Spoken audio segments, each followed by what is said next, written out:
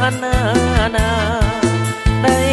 มาท่องเที่ยวเพียงครั้งเดียวถือใจแท่นาลองเรือเพ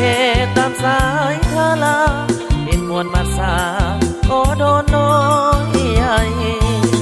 ตามลำน้ำโขงพี่น้องสองฝั่งทาลาปลูกพืชผักล่องเรือหาปลาสุขใจแท่นาเมื่อยามเลี้ยวมอง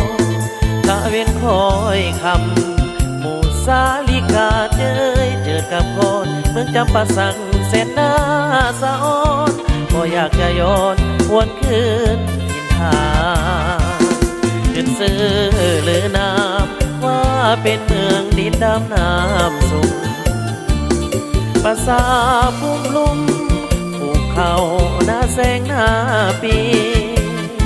มีแหล่งท่องเที่ยววัดทูบูหานสถานที่นี้วัดภูจำปาทรงพรสุขีทุกบารมีทั่วแขนแดนลาวแวววาวสดใสวิไลเทโนจำปาภาษาถิ่นวัดภูงามตาเป็นสร้างขึ้นมาด้วยหินเลียงลายเพื่อนบันถือไว้เป็นมรดกโลกบ่เสื่อมคลายเป็นมิ่งขวัญของคนลาวตายและเป็นขวัญใจพี่น้องชาวลาว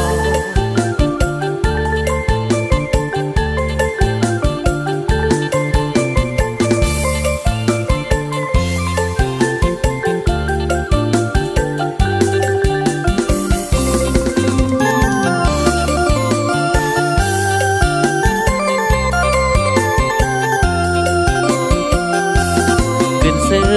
หรือน้ำว่าเป็นเมืองดินดำน้ำสูงภาษาพุ่มลุ่มภูเขาหน้าแสงหน้าปี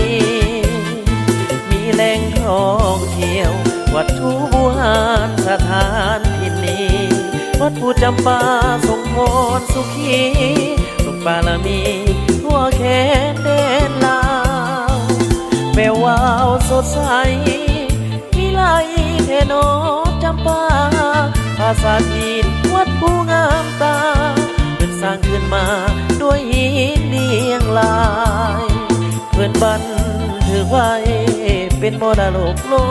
กบ่เสื่อมคลายเป็นมิ่งขวัญของคนลาวตายและเป็นขวัญใจพี่น้องชาวลาว